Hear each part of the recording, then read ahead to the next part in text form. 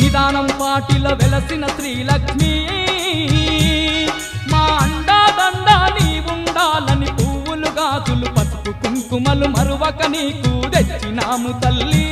భక్తుల పాలిట కొంగు బంగారమై కోరిన కోర్కెలు తీర్చే కలియుగ దైవంగా విలసిల్లుతున్న జగన్మాత అడిగొప్పల శ్రీ నీలంపాటి శ్రీ లక్ష్మీ అమ్మవారి 78వ తిరునాళ్ల మహోత్సవాహ్వానం. భక్త మహాశైలారా 23/3/2025 ఆదివారం నాడు దుర్గి మండలం అడిగొప్పల గ్రామం ఉమ్మడి గుంటూరు జిల్లా నిదానంపాడు నందు జరుగును.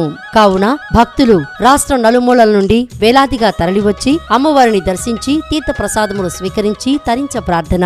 విచ్చేసిన భక్తులందరికీ అన్నదాన కార్యక్రమం ఉదయం 11 గంటల నుండి రాత్రి 12 గంటల వరకు అడిగొప్పల నిదానంపాటి సేవా సమితి ఆధ్వర్యంలో జరుగును.